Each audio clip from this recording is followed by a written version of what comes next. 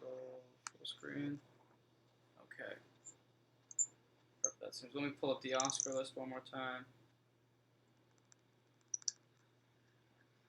Alright, this will just be a really choppy segue into it. Did someone say choppy? Okay. Three, two. Marco, I think it's time that we talk about the Oscars. Right around the corner. Let me try that one more time. Good take. Good Thanks, take. Yeah, good hot. Just gonna make it natural. Well, Dan, thanks, Adam. Thanks, Brian. All right, 3, 2. Marco, I think it is that time of the night to where we go through the 2019 Oscars. What do you say? Ooh, hot button issue there, Ben. Hot, you big think button. You get away with? Big old button. So I'm thinking I've got the categories right here. I'll just sort of roll through them. We'll give our thoughts on it, and then we'll move on. Does that sound good? Sounds diddly dank. That's not an expression. I'm bringing it back. All right, so for Best Picture, we have got The Writer, Private Life, If Beale Street Could Talk, Hereditary, First Reformed, The Favorite, Burning, and Black Panther. Ooh, it's quite the list there. Interesting list. Yes. Which it's very weird because that person included a lot of movies that a lot of people haven't been including, but also left several of them out, which is very strange to me. Which ones do you think should have been included? They left out the inclusion of Roma, which I think personally was one of the best movies ever made. But that's just the pretentious film major in me coming out. I would call true auteur cinema to make all the eyes in the audience roll. Mm-hmm.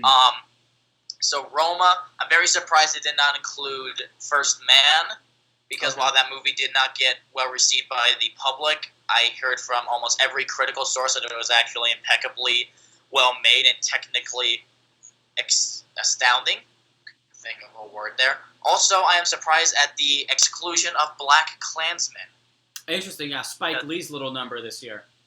Yeah, that's definitely in my top 5. I fucking loved that movie. And it was definitely one of Spike Lee's best movies in years, so I'm very surprised that didn't get... It got a lot of love at the Golden Globes. Unfortunately, it didn't win anything, but it did have a good amount. Nominations, yeah. Well, I mean, that sort of counts. Yeah, if you're up in that category, if you get nominated, that's sort of telling that you're in that caliber. So I think, No. Yeah. But, for me, what I've always seen with, the Golden Globes is that the Golden Globes is kind of... Obviously, there's, a lot of exceptions to it, but from what I've seen, it's kind of like their chance to give it to the people who aren't going to win the Oscar. Right. So that they can say that, they at least got something. Lady Gaga is almost, guaranteed to win the Oscar, but they gave it to Glenn Close at the Golden Globes to be yeah, we're still recognizing her great performance and everything. Right. We're going to give it to you now, but we're going to give Lady Gaga the Oscar. And I feel like that's what's going to happen a lot here. All the stuff that won at the Golden Globes, it just won there.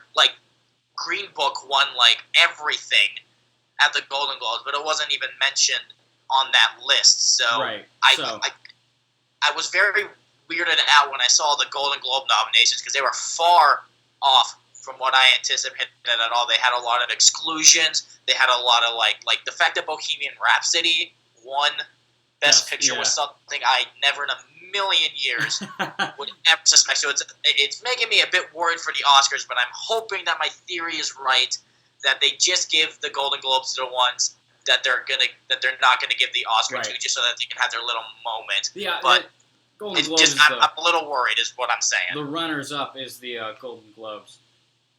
I would like to point out, interesting, you were talking about the exclusions. I want to talk about the inclusions for a hot second real quick. Black Panther for Best Picture. What an interesting choice. I know that there's been so much publicity since it was released in, when was it released? April? February? February. There's been so much talk for the past, all of 2018, about how amazing Black Panther is, how much it deserves these awards. I completely disagree. I have to completely disagree with anyone that says... Personally, I'm just surprised that I got to live to see the day that an MCU movie was nominated for Best Picture. That would be like if Spider-Man 2 got nominated for Best Picture. Like, you never in a million years would just ever think it would happen. First just of because all, of the very nature Spider-Man 2 should have been nominated, and hell, it probably should have won. That's one of the best superhero that's the greatest movie ever made, but I'm just saying the Academy doesn't recognize stuff like that, so I'm surprised that they finally are. Well, I think it's important to look at the reasons. Let's look at sort of what's been surrounding Black Panther for the past few months, and sort of a lot of the politics about it. I'd like to preface this by saying I really liked what Black Panther was about. I'm a huge fan of diversity. I'm a huge fan of getting that inclusion in. I think that the MCU is one of the biggest platforms in the world right now, franchise-wise, and I think that they have a perfect opportunity to capitalize on including everyone, whether it be your gender, your sexuality, your race, your ethnicity. I think all of these things, the MCU has a great opportunity to bring into the silver screen. If you look at the Marvel Comics, they have a lot of wonderful progressive ideas. Kamala, I think her name is Kamala Khan. She's the new Miss Marvel. She's Pakistani. She's bisexual. And she's a very fleshed out character. I think that Marvel is doing a lot of good stuff, but I think that they could be doing more specifically in their movie department. However... Way to get that out of the way before the tweets start coming. Yeah, before all 7 of our followers come at me. Cancellation comes. You don't want to get Kevin Harted. Dude, if I ever get famous 10 years from now, this is going to come up. They're like, well, Ben's racist. But everyone who is alive today will be canceled in the future. It's just a matter of when. Stupid. Cancel culture. We'll talk about that in another episode.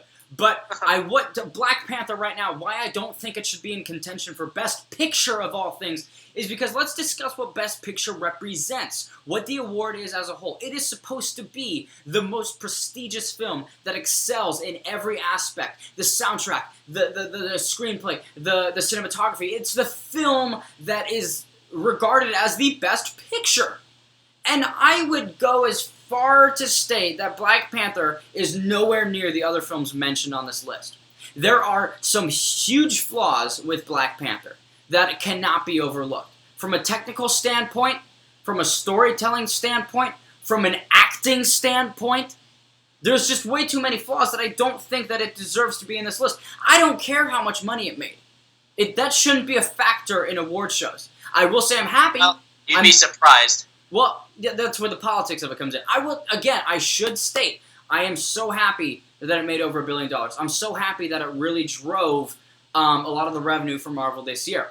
Because I think that that's a representation of how necessary this diversity and this inclusion is in today's modern world. I think that's great. That doesn't make it a good movie. There's a very big line between a movie making a lot of money and it being a good film. And many people assume that if you make a lot of money, that makes you a good film. I disagree wholeheartedly.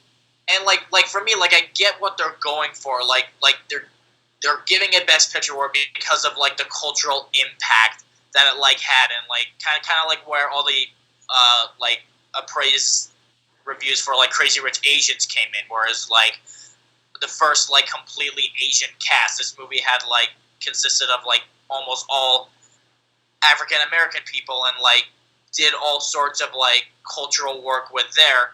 But like for me, it's like if you're gonna nominate it based on that, you already have a movie that's about like race and everything with like Black Klansman. That's right. Like significantly a much better movie. And like I get that like how important and how meaningful Black Panther was to everything, but I feel like if you're nominating it more based on like its politics and its message and its cultural impact rather than it being its a film, then you already have that with Black Klansman, because that has, well, you know, that movie isn't, you know, predominantly black. There's still like a lot of white actors and everything. It's still like about race. It's about politics. It's about like the first African American police officer in Colorado Springs. It's like a big deal, and it's actually like and it's genuinely a very well made movie. It's directed well. It's got great writing, great performances. So I feel like you already have it with that. Like, not to take away from like the whole impact of Black Panther. It's just saying like if you're gonna choose the two to give a Best Picture nominee to, you should go with that because it's just the better made movie in like every aspect. And this is where my issue with these award shows has sort of, I mean, it's been festering for a couple of years, but this Black Panther's inclusion, and granted, I want to point out, the nominations are not out yet. These are predictions that we're reading. So I just want to point that out. So Black Panther may It could not all be be nominated. subject to change in 2 Exactly. weeks. However, I just want to point out, my issue is these award shows, the Oscars, the Golden Globes, are supposed to celebrate the echelon of this medium, the entertainment medium. And if we're including, and I hate to say it, I hate this because I love the MCU. I've grown up with it ever since I was 8 years old. I'm a huge fan. We got all the stuff there. But at the end of the day, much of their films falls into the category of popcorn flicks. And unfortunately, those types of movies should not be in contention with these because it's just they're created for different purposes. That's the thing. A lot of these are passion projects. A lot of these you can clearly tell that there is so much. There's just a. I'm trying to articulate this in the best way possible that's respectful because I do love these movies and I wish that they received a lot more recognition because over the years, MCU, I mean, the Marvels, they pumped out such great movies.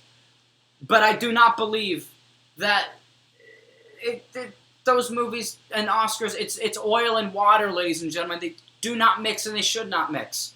We're also 2 full-blooded Europeans, so what do we know about anything? But, we're looking on it from that outside perspective. But I'm trying to just look at it purely from, like, a filmmaking standpoint. Right. And so moving on from the filmmaking. There were, like, so many movies that were just better made. Better made. If there was an award for like most impactful or most important movie, then absolutely give it the nomination to that. But like when that whole popular movie category was like the rumors were flushing out with that. Like yeah, absolutely it would like go into that too. But like if you're comparing it to all the other movies that were like made this year that are like again to sound pretentious, like actually art and like pure cinema in its true form, like it's not comparable. It's not a comparison. And I mean that's you let's talk about I hate to use this as sort of an argument point, but Rotten Tomatoes, I hate Rotten Tomatoes. But they have The Dark Knight at around 97%. One of the best we've already talked about it in this conversation, Marco. It's one of the most influential movies of a long time. They have that at 97%, and they have Black Panther at 98%. I don't think that's fair. They're like almost every single MCU movie has gotten like a 90% or above, like certified fresh. Like, and I mean, like, yeah, they make great movies, but not every single one of them is a 90%. Well, and also to put Infinity War at like 82% as opposed to Black here's the thing. Talking about Rotten Tomatoes is not a good talking point because it is such a stupid reviewing site, but it's just a point to be made that there's these things where I don't think a movie should be evaluated on its cultural impact or the politics around it. If we're looking at a movie based on cultural impact and how it's affected people's lives, if that's what we're going for, and if that's what's pushing Black Panther through these award shows, then fuck it. Give The Room every single nomination. Because there are millions of people that are... Yeah, because to me, Best Picture isn't about, influence or, impact. It's about, It's about the best picture.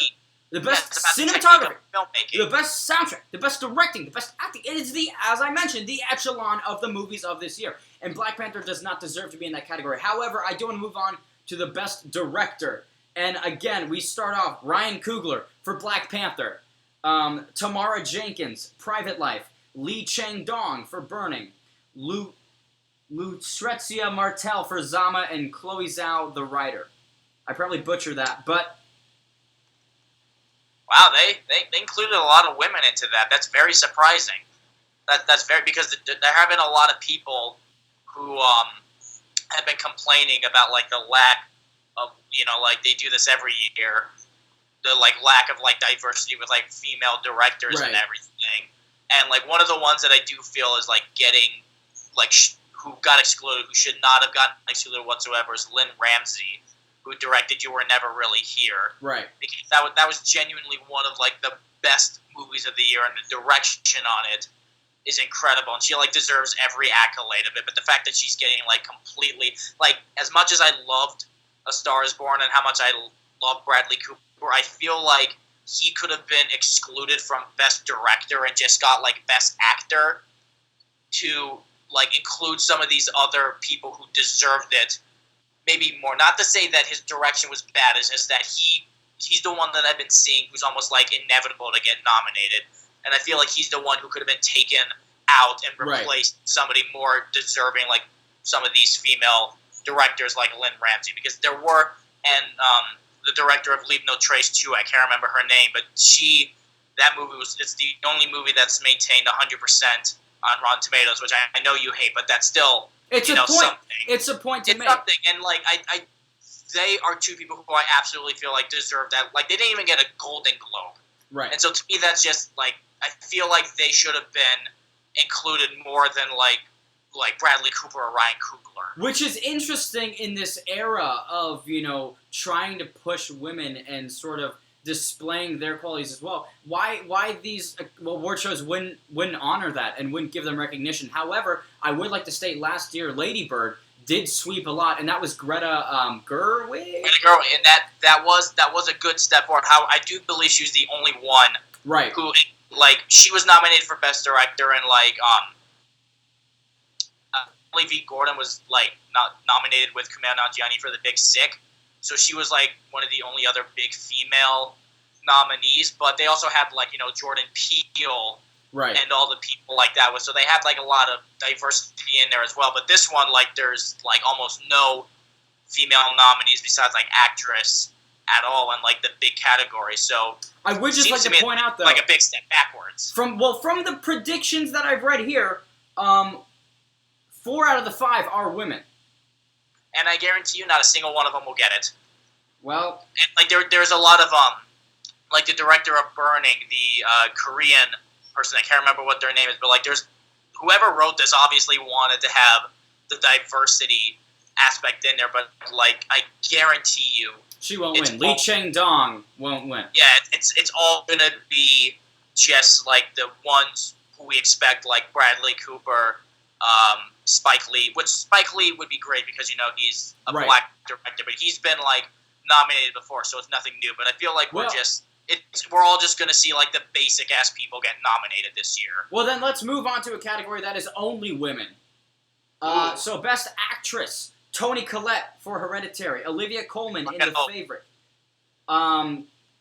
Catherine Hahn for Private Life, Regina Hall, Support the Girls, and Melissa McCarthy. Can You Ever Forgive Me? I'd just like to point out Melissa McCarthy also made the Happy Time Murders this year, I believe, which is she did. She kind of had a really flip-floppy year. Really interesting year. However, look, here's the thing. I saw Hereditary a couple times in theaters. You and I both, we loved it. I thought Toni Collette put on a masterful performance, and I left the theater the first time in awe of what I had just seen. I thought it was an incredible film that was really supported on her unbelievably expressive acting. I mean, she was She's Australian too, and she full blown convinced me she was American. I didn't even know she was Australian. That's fantastic. Yeah, she's Australian. Look her up. She has a thick as fuck accent. And what's unfortunate is I don't believe that she would win. You don't even think she'll be nominated, and it's a damn shame. Because she really did do. I'm pretty sure she got the Screen Actors Guild Award. She got the Critics' Choice Awards, and she's getting all the indie awards, so that aren't televised or anything. But not the mainstream. Golden Globe.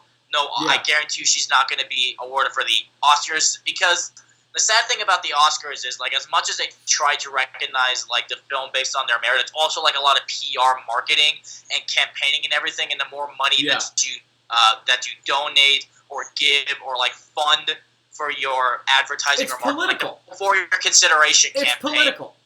Yeah, the more money you give in, the more likely you are to be. They still try to do their best to give it to the most deserving film, but a lot of it has to do with money.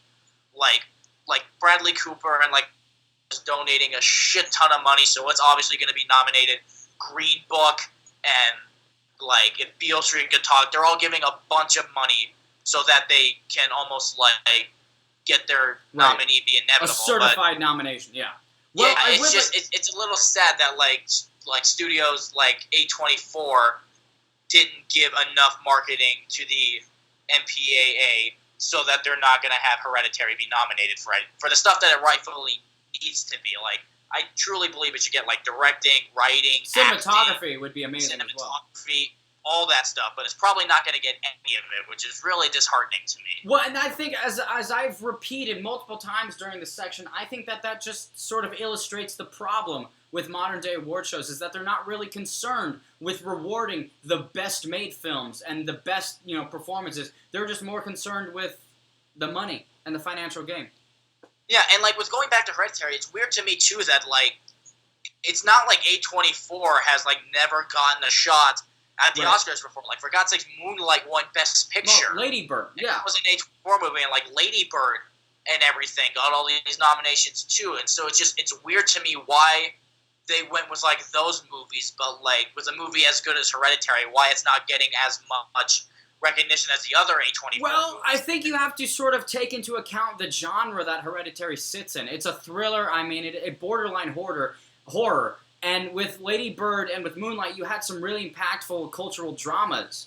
And that's sort of what the Academy really latches onto. If anything, last year's Oscars proved to us that, like, these kind of genre movies are starting to be more recognized. Like The Shape of Water won Best Picture. Get Out was nominated for, like, almost everything, and that was a horror thriller. Shape of Water was like a sci-fi romance fantasy movie. Like, they're starting, and, like, Lord of the Rings won Best Picture. So they're just we're kind of living in the age now where, like, the Academy is starting to recognize these genre movies as, like, actual art and worthy films now. So it's just it's weird to me why this specific one is the one being left out. Like, I'll probably have to do more research on it, but it's just it's odd to me why I don't see this getting more, like, Oscar praise or, like, Oscar heat. Well, speaking of genre, specific films, I'd sort of like to take a detour into the period pieces with Olivia Colman as in The Favorite.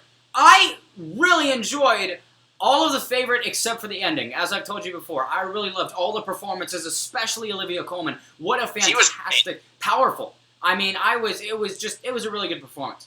And the one scene where she's walking by and the small boy, and she's like, "Look at me, don't look at me." I thought that was a fantastic scene.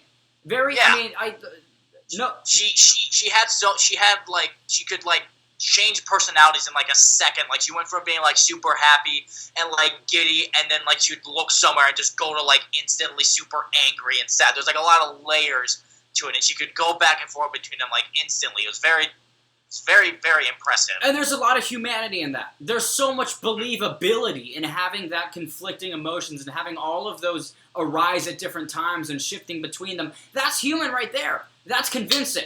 And that's what I like. Yeah. Do you have anything to say about the three other girls, Catherine Hahn, Regina Hall, or Melissa McCarthy?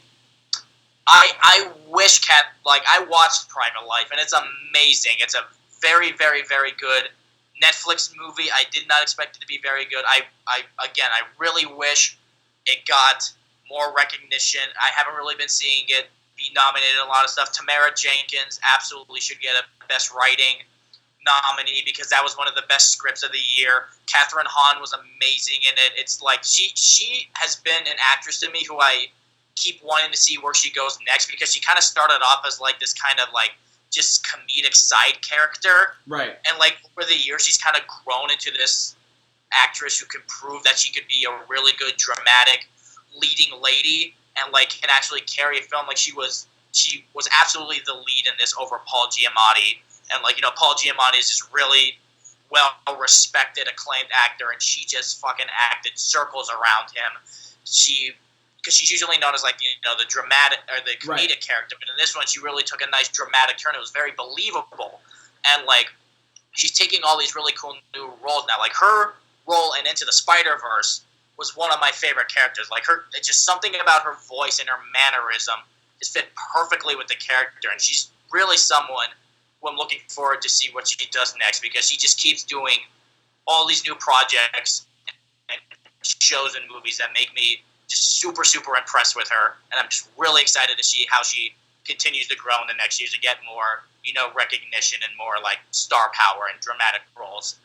So I do not think, just also it's a Netflix movie, right? So that's really shitty because Netflix, like, as far as I'm concerned, Mudbound was, like, one of the first Netflix movies to get, like, any sort of, like, Oscar nominations or, like, award buzz, and I do not think that Private Life got enough recognition or like had enough viewers or didn't get enough attention to be nominated as something like that, which is a shame because it deserves all this. So unfortunately, I don't think it's going to get nominated for anything, but I truly believe that it deserves at least writing, Catherine Hahn as lead actress, Paul Giamatti as supporting, maybe director. I'm not entirely sure. Like if I were to give it to a woman, I'd give it to Lynn Ramsey instead.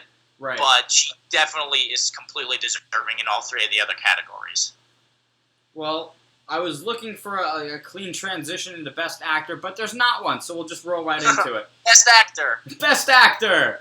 Right off the bat, we got Bradley Cooper in A Star is Born, Ben Dickey in Blaze, Ethan Hawke in First Reformed, Joaquin Phoenix in You Were Never Really Here, and You Are In Burning.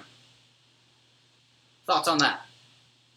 I would fucking love it if Joaquin Phoenix got a nominee this year because that was a performance, let me tell you.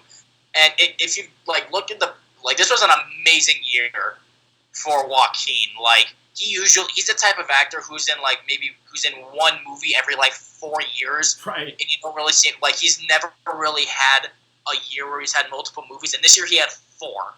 That's pretty crazy. We had a lot. Yeah, we had You Were Never Really Here, The Sisters Brothers. He played Jesus in a Mary Magdalene movie, and he was in one more that I can't remember. And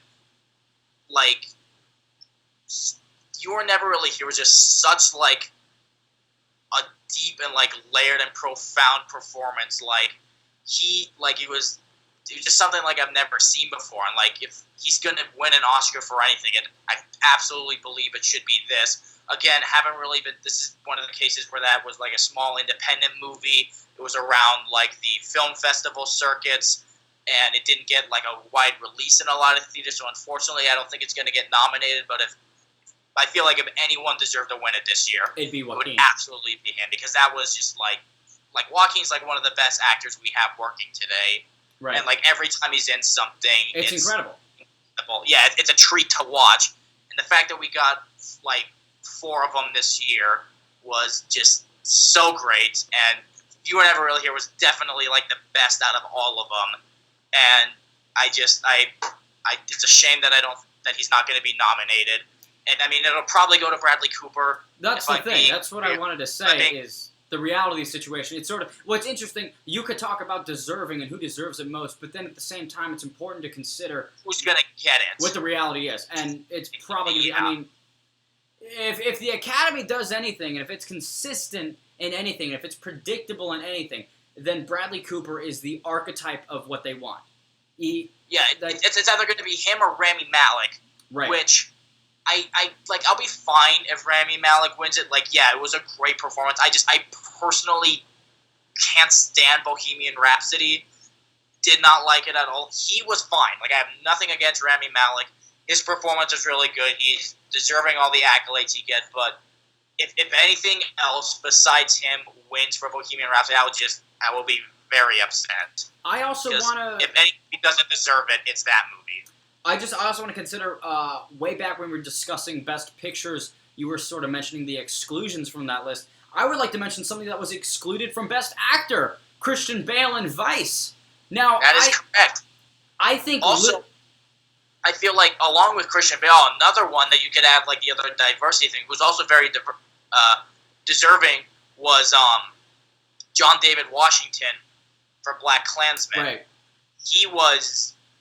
This was one of his first major movies as a leading man, and obviously being Denzel's son, he's just gonna naturally have acting talent in him. But he really proved himself to be a competent leading man and is able to carry a movie all by himself. And he and Adam Driver were one of the main reasons why that movie was so good. And I feel if we're gonna add the whole he should get it because he deserves it firsthand, but if you want to have that whole diversity thing aspect put in, to it, if you want to, he's a very he completes both fields where he's very deserving of it, and then you can also add in the whole diversity aspect of it because he absolutely deserves all the accolades because that was a great performance. Now, to talk about a performance that does not check out any of the diversity boxes, Christian Bale, the white man. I mean, yes, the British white male. The first white male ever, Christian Bale.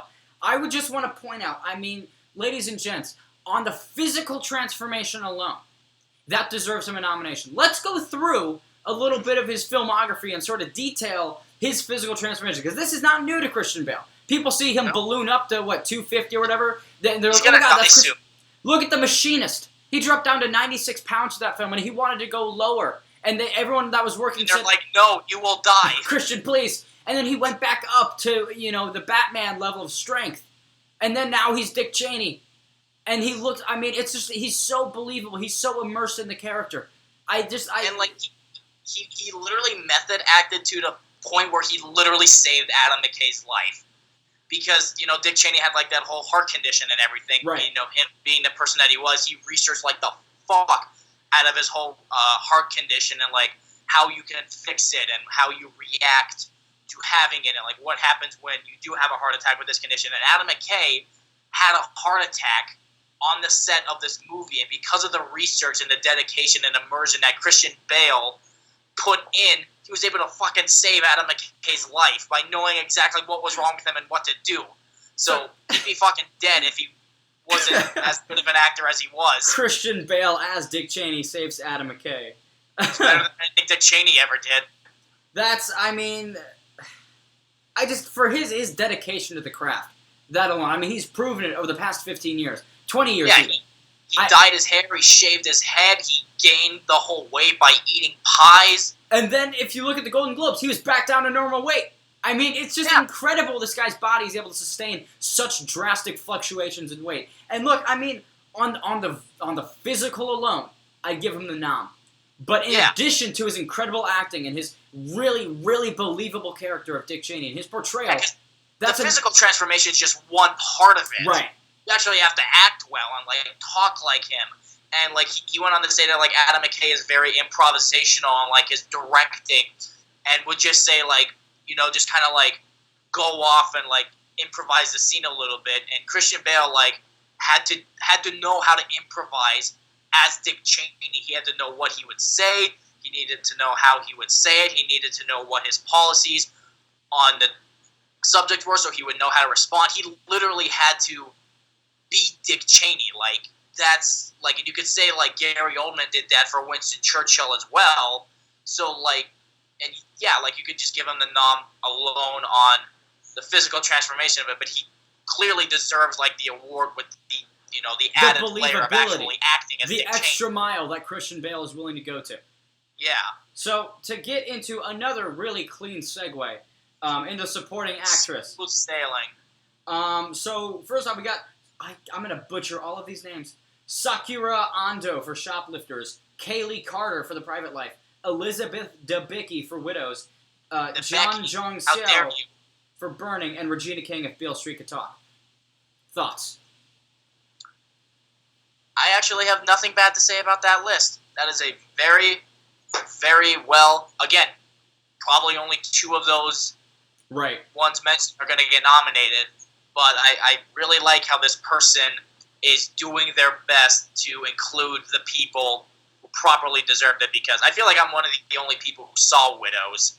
Mm-hmm. Like, I really haven't met anyone who saw that movie, but I do think Elizabeth Debicki deserves it because she was, like, one of the best people in that movie. Obviously, again, she's not going to do it, but yeah, like the girl from Private Life, she was really good, but to me, I don't feel like she deserved it because she wasn't, like, as good as the leading. Right. And she's, like, a new actress, so, like, she didn't really kind of, give that extra oomph to, like, get the nominations. For me, I think that someone that they excluded from there would be Elsie Fisher. From 8th grade, yeah. 8th grade. She got the Golden Globe nominee, which is great, but I like, to me, her performance is, like, so natural and so real. That's to take a quick segue. There was nothing fabricated about it. Like, she was just truly being who her character was. I mean, that's the big selling point of 8th grade. When I saw the movie, the biggest thing that I noticed was the unbelievable authenticity that Bo Burnham was able to create with a middle school atmosphere. I watched her performance, and every second she was on screen, it was completely believable. I was completely immersed.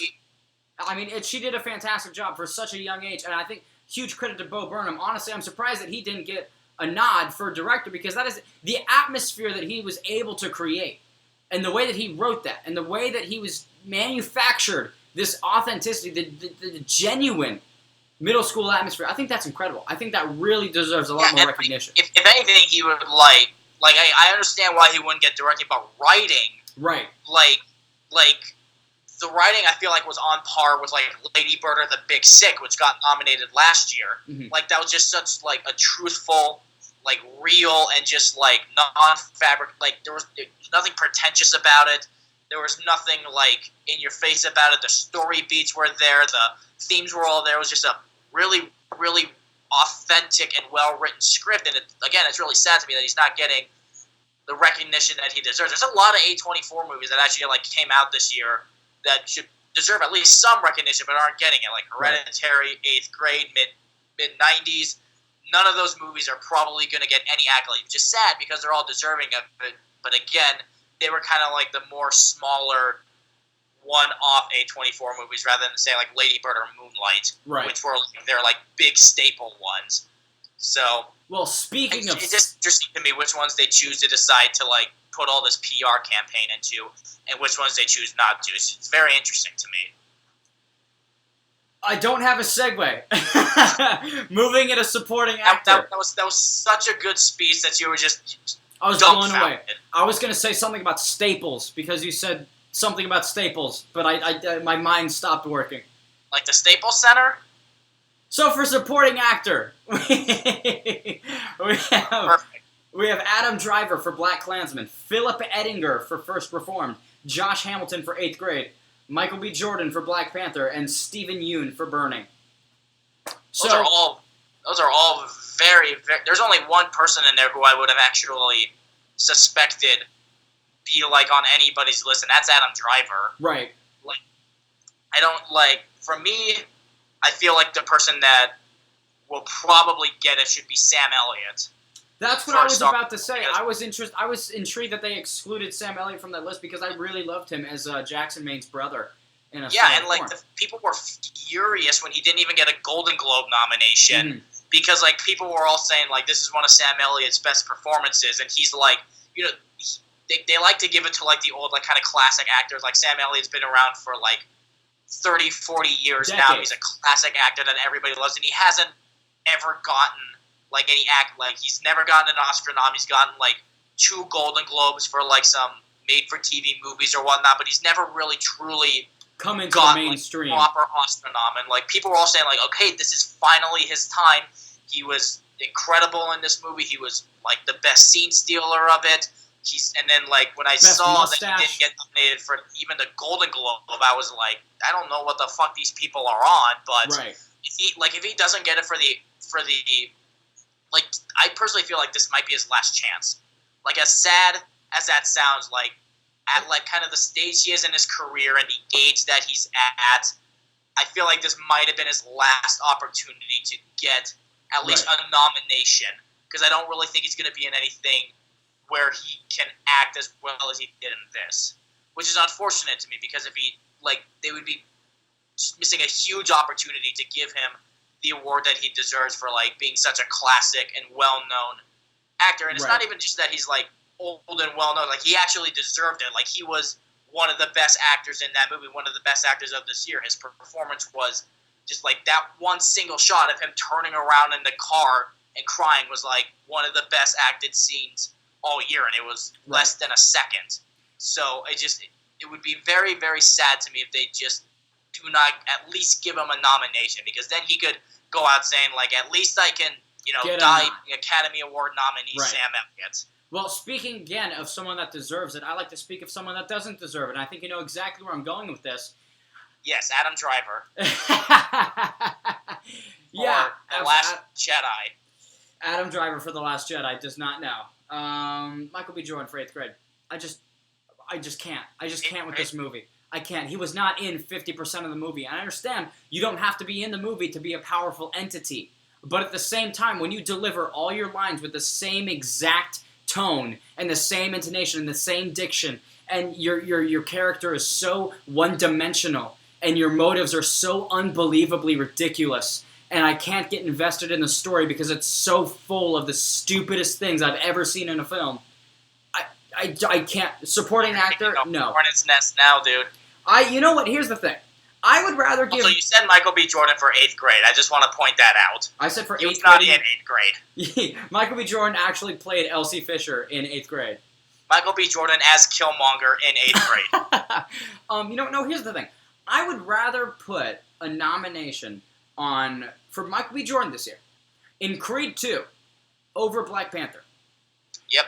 Not because he was, because he was substantially better in Creed 2 than he was in Black Panther. I think he had a hell of a lot more room to work with. I think, this is his second Creed outing. I think he really sort of came into his own, and I think that there was a hell of a lot more that he displayed acting-wise. His range was much more utilized in Creed 2 than it was in Black Panther. I am astonished. I'm continually astonished how many people are pushing for this movie to get as many accolades as it's being put up for. Michael B. Jordan was not in the movie. He was one of the weakest antagonists in a Marvel movie I have seen in a long time. I'm willing to make that, and I will battle anyone that disagrees with me. I will battle you. And this is the thing. Worse than Malekith. This is Malekith. He takes the worst spot. But I just want to state, with Black Panther, I am separating all of the cultural impact and the progressive nature of the film. And I am examining it just as a film. And just as a film, it doesn't hold up. You know what? In 5 to 10 years, I would be hard-pressed to find someone that says, man, Black Panther is my favorite Marvel movie. 5 to 10. 5 to 10. It'll be forgettable. Well, in 5 to 10 years, the people like us who grew up with it won't give a shit about it anymore. No one will give a shit about it. Because I've gone on to say that, after, Endgame, I'm pretty much done with the MCU. Not to say that I won't care about it anymore. I won't like it. It's just I saw Iron Man 1 in theaters with my mom when I was 10 years old. I was at the perfect age where I could I was a kid and was awestruck by these superheroes. And then I grew up with it going till I was 20 years old for Infinity War. I invested 10 years of my life into it. And after our saga, the one that we grew up with is done with Endgame. That's it. No, I completely agree. I invested my time. It is time to pass it on to the next generation. They can grow up with everything after it. But I was there for part 1. Now it's people born in 2005's turn to go into part 2, and I will just look on from the sidelines. I will have nothing but fond memories. Nothing but just kind and great things to say, but I will be done. I agree with you. I would have did everything I needed to do as a fan. I did my 11 years of waiting and seeing and being fully involved, and I do not have it in me to do another 11 or 15 or 20 or however fucking long this goes on for. I'm trying to think of a segue in the next category, but I really can't. I've come up short on the past 3. You gotta work on your segues, dude. I completely agree with everything you just said. Now Do it's we have time. a sponsor? We have a sponsor? Oh yeah, Squarespace. No. Oh, I thought it was Lisa Mattress. It's fucking Mac Weldon, the Australian clothing company. We have every sponsor. We do. Moving on to original screenplay. Patrick Wang for A Bread Factory. Bo Burnham for 8th grade. Paul Schrader for First Reformed. Tamara Jenkins for Private Life. And Hirokazu Koreeda for Shoplifters. I'm so sorry that I'm butchering so many of these names. I'm so sorry to the entire Korean community. I'm so sorry, everybody. I tell you right now, not a single one of those will be nominated. Probably not. Which is, again, that's probably the most diverse that list will ever get. But I guarantee you not a single. Paul Schrader might be nominated because I've been hearing a lot of powerful, good things about First Reformed. But I just truly do not think that any of those other ones will be nominated, which is sad. Again, I keep saying, just my heart broken for these people, but no, this person's really not. They're thinking of who they think should be. they're not thinking who will be. Yeah, I agree. Like with they're that. going with their opinion as to who they think should get nominated, now not who they think will be nominated. Well, it's interesting that you say that, and who will be nominated, because starting off with the adapted screenplay, guess who it is, Marco? It's Ryan Coogler and Joe Robert Cole with Black Panther. Yes, it is. Next, Lee Chang-dong and Oh Jung-mi for Burning, Nicole Holofcener, I'm sorry, and Jeff Whitty, Can You Ever Forgive Me? Claire Denise and Kristen Angot, Let the Sunshine In. Sunshine. There you go. I'm quitting. You know what, Marco? You take over. I'll see you. I don't have your list. I cannot continue. The This last is all name, you. Lucretia Martel for Zama. I butchered all of those except for Ryan Coogler. Yes, you did. This shows you how unracist you are. Well, I guess that's good. I guess that's a good thing. Yeah, I don't really have much to say on adapted screenplay, other than Black Panther shouldn't be in this. That's all I gotta say. Also, I'm very surprised that The Favorite was not on original screenplay, Yeah, no, I agree with that, actually. because I think if anything's gonna win, it should be that. Also, almost every one that they mentioned, not a single one was at the Golden Globes. Like, they haven't even once mentioned Green Book. They haven't mentioned Bohemian Rhapsody. Right. Also, none of them have mentioned Roma, which I'm very surprised about because, like, for director or writing, because that, Right. like... I will make the point. So if you're watching this, if you've made it this far in the video, there are sort of little excerpts beneath the what the person thinks will be in the category, and I have seen them mention Roma a couple times, but for whatever reason they haven't put it in as like nomination. honorable mention. Something like that. Yeah, it's the person sort of said if I had the ability to expand the nomination list, Roma would be like the next choice or whatever. But that's it should have been on the list like in the first place. It should not have been an honorable mention. Exactly. I'll say that much. Also, I'm going to say a controversial thing here. I think something that I do truly think deserves best adapted screenplay is Into the Spider-Verse. fair. I really like that. Because that, like, we saw that Logan last year got it. So we're starting to see that, like, again, they're starting to recognize these sort of movies. And, like, Into the Spider-Verse was, like... It was a phenomenal film. Yeah, it was a super mature, it was a super well-written, layered script. And, like, one that actually, like, is just genuinely well-written. And if we can do it with Logan... And, like, if we've had animated movies before in the past get nominated for Best Screenplay, then, to me, there's just nothing stopping this movie from getting nominated. Because it truly was one of the best scripts of the year. From, like, a story-wise, from, like, a humor standpoint, just, like, overall, it, like, absolutely deserves a spot on there. Because it'll definitely win Best Animated Feature, because it's been winning, rightfully so, like, every single award that there is for animation, but I feel like it deserves way more than that. Like, it should get Best Adapted Screenplay, it should get Best Visual Effects, it should get Best Sound Mixing, Best Score, like, all stuff like that. If anything more than just to prove and to sort of, to affirm that the animated films are still in that contention and they're still to that quality. To nominate it for any reason,